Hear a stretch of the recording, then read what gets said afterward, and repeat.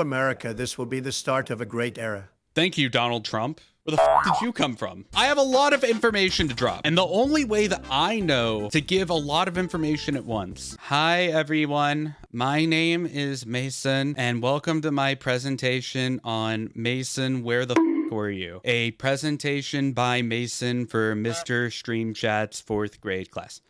So Mason, why no streams or videos? You haven't posted a video since the Indigo Park trailer. I have my reasons. Raccoon game! Funny raccoon game. Whoa! Holy shit. Game development takes time? What? I'm a full-time college student. I'm trying to make it as a YouTuber and streamer, and I'm also a first-time game dev making my very own video game. For the past, like, 3 or 4 months, I've been getting out of class and working on Indigo Park, and then going to bed. It's the end of the world. This is a major problem. The main focus of my life has been on Indigo Park, and I have a lot of information to share with you guys about Indigo Park going forward. But we'll get more into that further in the presentation. Oh fuck, I put in a blank slide. Okay, that's a blank slide. We're making cool stuff though. This is something that I was gonna post on the Patreon, but it didn't feel significant enough for Patreon members, so I wanted to show it to you guys because this is really cool. You may have noticed that we recently released a new Indigo Park trailer. And at the beginning, a lot of people wondered, was that real footage of a guy? Which I'm shocked you guys thought that was real. And a lot of people thought, that shit's AI. Bro went in and put AI. This is actually a system called MetaHuman. It's built into Unreal Engine. A lot of modern video games are utilizing this now. It allows you to create realistic looking characters through a lot of manipulation. You're able to add facial tracking from iPhone data if you have new enough of an iPhone. So this is a little sample of what that actually looks like in action. Yo, what's up? It's me, Isaac Indigo, and welcome to Indigo Park. This is my park. Isn't it awesome? So cool. So once you take that footage and you combine it with essentially like motion capture footage that we have just for like basic 3D humanoid models that you can buy on the Unreal Marketplace, along with like my own hand-done animation for like some of the head movements and stuff, we were able to create a really cool and like very practical image, especially for like the look we were going for in that trailer. So I think it really worked well in the trailer. Not so good here. It looks ugly as hell here, but you get the idea. It's moving. I have more to talk about with Indigo Park, but we'll get into that soon. But what else is going on? What else is going on? Okay, this is another blank slide. My bad. I went to Vegas, baby. Woo! Vegas, baby. Woo! So basically, I went to Vegas now like 2 weeks ago, which was awesome. It was great. It was dope. I love that place. Yeah, Dave, I love it too. I'm gonna kind of go through this real quick, but the reason I went to Vegas was a little thing called TwitchCon. So this is my 2nd year going to TwitchCon. As you guys know, I have been streaming for a very long time, but I started out by doing strictly Pokemon shiny hunting, which I'm sure a lot of you guys don't even know that, but that's where my content creation, as far as streaming started. So I've been trying to go to TwitchCon, which is awesome because you get to interact with different streamers and you get to interact with companies and stuff. And it's always a really fun opportunity that I think really enhances my content creation mindset and such. So we went to TwitchCon. Here's a look at the inside. And again, I'll talk more about the event here in a minute. But one thing I wanted to clarify with this is last year was my first time going to TwitchCon. And I was super wrapped up in the idea that I need to be recording everything. I need to be making a banger video out of this TwitchCon thing, you know? Last year in San Diego, this is in San Diego, I spent so much time recording and taking pictures and like recording little video logs for a video that I never even made because I realized it didn't line up with my content, which is really sad because I spent all this money and I got to meet all of these people that I've known online for years and I wasn't living in the moment. So this year, I really wanted to live in the moment. Going to Vegas, I really wanted to absorb all of the information I could get. I wanted to have fun. I wanted to meet people. I wanted to go with the flow. So we get off of our flight and this is the Vegas airport. You can tell from the fucking giant ass slot machines that are in the baggage claim because everywhere in Vegas has a fucking slot machine. Everywhere. It would be a total shame if you could be standing somewhere and you're not gambling. They want you to gamble. You'll notice there is a fuck ton of people I have never seen an airport this busy. I'm pretty sure they let off like 4 or 5 flights at the same time, and it took them forever to like update these signs to tell you where to go. It was annoying as fuck. This is the fucking line for the Uber, okay? I have never been in an Uber in my life, but there's a giant ass sign that says Uber pick up this way, and there's just like 1,000-ish people just trying to get in. It was insane. But eventually, you know, we get through it. We get to the Airbnb. Also my first time ever renting an Airbnb, which was awesome. This is my buddy Chris Munchie. We got to go to the Airbnb. It was a nice spot. And as you notice, there's a pool. Hey man, did you hear there was a pool? Pool? Yeah. The first night we kind of wait around and we're kind of just chilling. I'm making sure that we get everyone together. By the next morning, we had everyone there. This is the crew that I was chilling with. Most of these guys, other than Chris Munchie, I've met online. So it was really cool to, you know, be around everyone. You're so short. Shut the fuck up. Shut the fuck up. I am not short. I'm like average sized. The first night goes by, we get everyone together, and we're getting ready to go to TwitchCon. And at TwitchCon, I don't know if you guys knew this, but I was handing out Indigo Park stickers. So we had Molly and Rambly stickers that I was handing out. I still have a lot of these stickers, so I'll probably be looking into giving these out to Twitch subscribers and Patreon members, and then maybe down the line, selling them as official merch. But we did stickers, which is cool. This is like the first piece of merch that we've ever created. Of course, Crybaby and Hoo Ha wanted a picture in front of the house because there was a cool ass tree. Aren't they just precious? Aren't they just precious, chat? Okay, that's another blank slide, I think. Oh, no. So here's some just quick pictures from here. We got to see the Las Vegas Sphere, which is really cool. This is like outside the convention center. Line to go and get our badges. Store inside of TwitchCon. Just more pictures.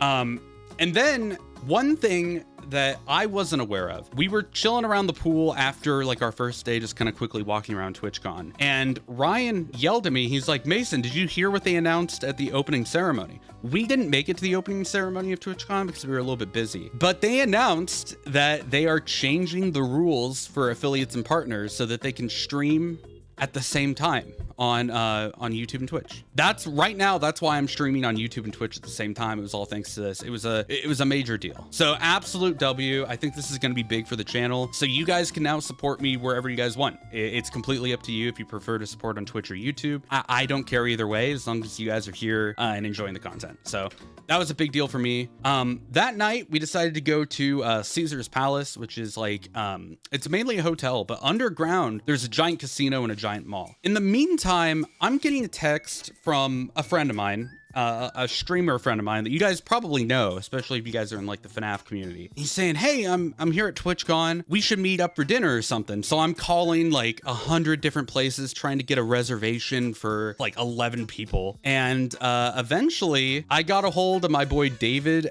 Astral Spiff, and we met up here at this mall. And this mall is beautiful, by the way. So I met up with him very briefly, and you know, we got to talk a bit. The next night, which would have been October 21st, I had an amazing, and I mean amazing experience because my birthday is October 22nd. So my birthday was coming up. I let David know, I'm like, hey, if you want to come over, we have a nice pool. You could chill out at our Airbnb. So he brought over, you know, Paige and his sister, and like everyone came, and we just had an awesome night. We had an amazing night. We were just chilling. We were having fun. And at midnight, we were all in the pool. So I was just over there swimming with Astral Spiff. And later he tweeted out, and this is my favorite tweet from the whole trip. I swimmed with Mason and sang him happy birthday. And that is just the best tweet I have ever written or I've ever seen in my life. Awesome guy, like genuine awesome guy. I had talked to him online. He was in my Band Reincarnated video, but in person, he was like even more genuine than he is on his streams. Like legitimately just a stand-up guy. So shout out to him for making that awesome. But I got to do that. We went down Las Vegas Strip. I got to go to Name Your Price, which was, you know, a game show at TwitchCon. I know you guys can't see it well, but Pokimane, George Not Found, Germa are up there.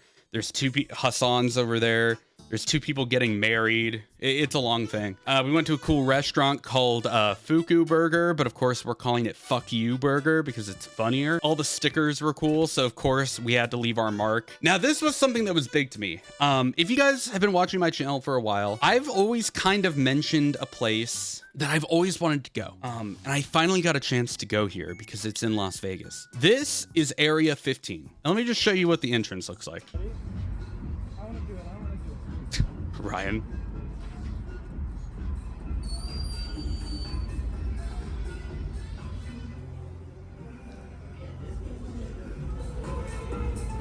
Stick out your level 3 giant for the Rizzler. You're so skibbity. You're so fan-in-tax. I just want to be your Sigma. Yes, chat. Thank you so much. Thank you. That might be just what I needed to bus. That might just be what I need to bus. I'm bussing. I am bussing. Anyways, the FNAF movie was cool, and you're short. Fuck you, Dave. Anyway, we got to go to Area 15, and inside of Area 15 is somewhere I've always wanted to go. Omega Mart. I've always wanted to go here because it's like a giant fucking art exhibit. If you guys don't know what Omega Mart is, it's funny. MatPat actually was it on Food Theory? What channel did he do Omega Mart on? But he did a whole theory about Omega Mart. Basically, you walk in here, it looks like a traditional like store. But as you look around, stuff's more messed up. So for example, there's a thing called like Corn PM, emergency clams, like the more you look at this place, the more fucked up it gets. And there's like a whole back room and there's lore that you're supposed to solve. We weren't there long enough to really figure out like the whole story of it, but I had a lot of fun because I've always wanted to go here. This has been like a dream of mine to go here. So I'm blessed to have been able to like go ahead and check it out. Just some more pictures from inside of it. This area is really cool. This is like back behind, like in the back rooms of the store. So we tried to get as many people as we could into this telephone booth. Kind of a cool experience. Right to the left of this phone booth, and he's not in the picture, Point Crow, if you guys know the streamer Point Crow, was just chilling there, like looking at stuff. So I didn't bug him, but it was cool to be like, oh, there's Point Crow. There's Eric Point Crow. You know, like it was neat. I just so happened to run into him. Another person who was there at the same time was Rubber Ross. I didn't ask him for a picture. I did see him though. I know Ryan has a picture with him, but just what's the chances that Rubber Ross and Point Crow are just there, you know? And it was cool. It was neat. It was neat that they were there at the same time. It was kind of neat. Here's some more stuff that's like in the back rooms of Omega Mart. And as you go, okay, that's just my shopping list. There's a certificate that's like, wake up. So like the lore is really deep here. Tattooed chicken. I took a shit ton of pictures. There's this area where like it's supposed to be like a divide in the world and like the world is stretching. It's really trippy. It's really cool. It's really cool. But we had a blast at Omega Mart. This is inside of the Bellagio. More gambling. I may or may not have dropped like $200 in gambling and not made a penny back. So I'm not much of a gambler. Okay. Maybe I'm not much of a gambler. Yeah, don't gamble, kids. Don't gamble. We get back from Vegas and every time you get done with TwitchCon, it's always like in your face, like boom, boom, boom, boom, boom, make content, do cool shit, boom, boom, boom, boom, boom. And you come back and you're on the plane and you're like, let's fucking go. I'm gonna go home. I'm gonna work on my game. We're gonna get the game released now. We're gonna do fucking 20 videos, 50 streams, like banger ass video. Okay, like you're always hyped up as fuck. And then I get home and my computer's broken, bro. Basically, I have a water-cooled PC, and you guys can kind of see it back here. The pump broke in it that filters the water through the system. So basically, if I had the computer on for more than like 5 minutes, it would just overheat. What that meant, unfortunately, is no editing videos, no streaming, and the scary part, no working on Indigo Park. So I had to deal with like really like a week and a half of me just like not being able to work. And I felt like shit. And everything I've worked on has just been at a halt. So that's why I'm so excited to stream tonight. That's why tonight's a good night to be streaming. So what about streaming and tubing, right? The computer's fixed. What are we doing? Well, we've already talked about the fact that now I have full control to stream on whatever platform I want. I can stream on YouTube and Twitch at the same time. If this continues to work well, I may even add TikTok to the equation so that anytime we're live, you can watch me on TikTok, YouTube, and Twitch. We're starting with just YouTube and Twitch for now while I learn the system. As far as like YouTube videos, I have a giant repository of videos that I have not edited, and I promise you those are going to get edited, and we're going to upload a ton in November. I've been kind of putting the YouTube and streaming stuff on the back burner while I work on Indigo Park, but I think it's only fair that I make some content here as well, because I genuinely enjoy this, and I think focusing too much on Indigo Park is going to lead me to get burnt out, and it's going to cause issues down the line. So that's the big thing. Another massive thing with doing the YouTube streams. You guys may know, if you guys pay attention to YouTube streamers, a lot of the people keep their VODs up. I have a VOD channel where I was like uploading some of my Twitch VODs, but from now on, the rest of my streams will be permanently archived on my main channel in the live tab. Any stream, if you miss it, if you want to go back and capture a moment, all of my streams before they're edited into videos will be up on my channel in the live tab. Always there for you guys to watch. It's permanent now, unless I like have to delete something because someone like sends me a picture of like a dick or something, and then I have to go through and delete shit.